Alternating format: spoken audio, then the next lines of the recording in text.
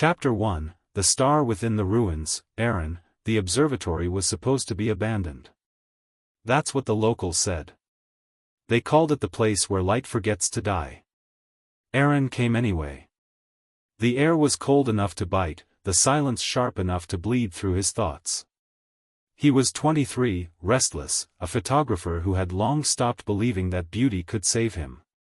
But when he stepped inside that cracked dome, moonlight spilled like water through the glass roof, and a boy stood at the center. He wasn't entirely real. Or maybe he was too real. His skin shimmered faintly, as if dusted with light. Aaron froze. "You're not supposed to be here," he whispered. The boy's lips curved, a smile that carried centuries. "Neither are you." For a moment, the world held its breath. Something inside Aaron stirred, the way a forgotten song begins to hum again in the back of one's mind. The boy took a step closer, and the faint scent of ozone and starlight filled the air. "You used to call me." Aaron blinked. "What?"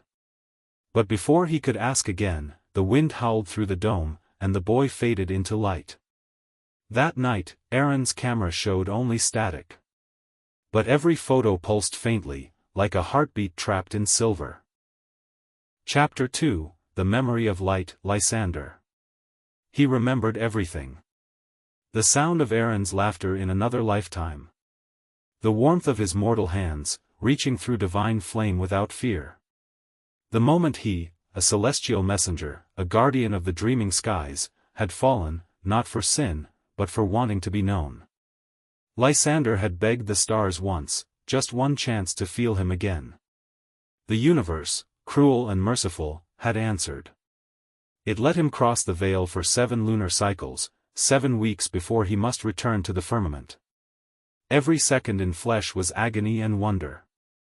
He could feel the weight of gravity, the thrum of blood in borrowed veins. He could feel. And then, under the cracked roof of an old observatory, he had found him again, Aaron, reborn, unaware, yet his soul still singing the same quiet melody. Lysander waited for him to come back. He knew he would. Humans always returned to the things that haunted them. Chapter 3, The Gravity Between Us. Aaron did return. He didn't know why, only that sleep had become impossible. The boy's voice echoed in his dreams. When he entered the observatory again, Lysander stood waiting, his glow softened by the dusk. "You're real," Aaron whispered. "Real enough to hurt," Lysander replied. They talked for hours. About stars, art, loneliness, and the unbearable silence of being misunderstood. Aaron confessed, "I stopped believing in miracles." Lysander smiled sadly. "That's why I was allowed to find you." As nights passed, they created their own universe, sketching constellations on cracked walls, tracing stories into skin, building warmth where logic should have refused. Sometimes, Aaron caught Lysander staring at him like he was remembering the shape of a prayer. Other times, Aaron would wake to find the faint outline of wings shimmering in the moonlight. But every night, Lysander's glow dimmed a little more. Chapter 4, The Descent. It happened on the 6th week. The stars began to flicker out of rhythm. The sky grew restless. Aaron found Lysander kneeling beneath the broken telescope, his hands trembling, trails of light dripping from his fingers like blood. "What's happening?" Aaron rushed to him. "The universe wants me back," Lysander said, voice cracking. "I wasn't meant to stay." Aaron's throat tightened. "Then don't go." "I'll find a way." "You can't fight the sky." "I'll try," Aaron said fiercely.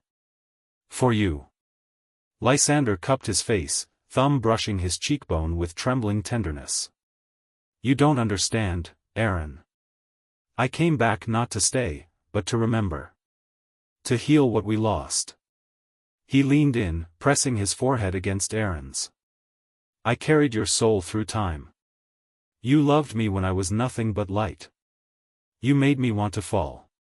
Tears fell, glowing where they touched Lysander's skin. "Then fall again," Aaron whispered. Fall to me. Lysander kissed him.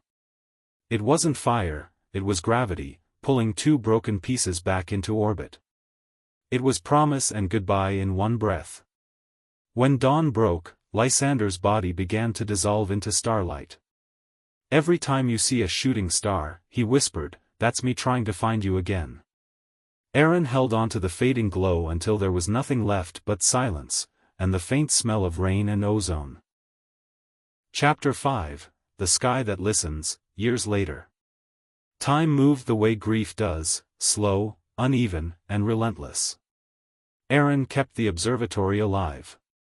He rebuilt it piece by piece, turning its broken walls into a sanctuary of light. He filled it with his photographs, each one capturing a different shade of the sky. People called him strange. They said he talked to stars. He didn't deny it.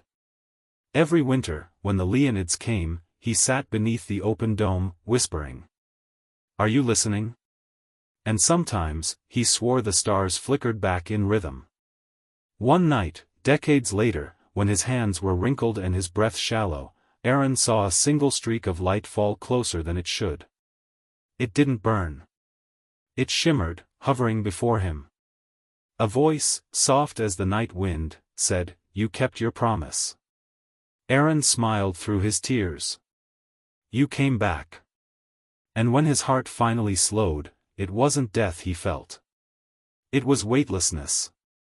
He opened his eyes, and the sky wasn't above him anymore. It was around him. Lysander stood there, glowing, unchanged, smiling. "You fell toward me," Aaron said. Lysander reached out a hand. "I never stopped." They rose together, two lights merging into one endless constellation. And the heavens whispered their names.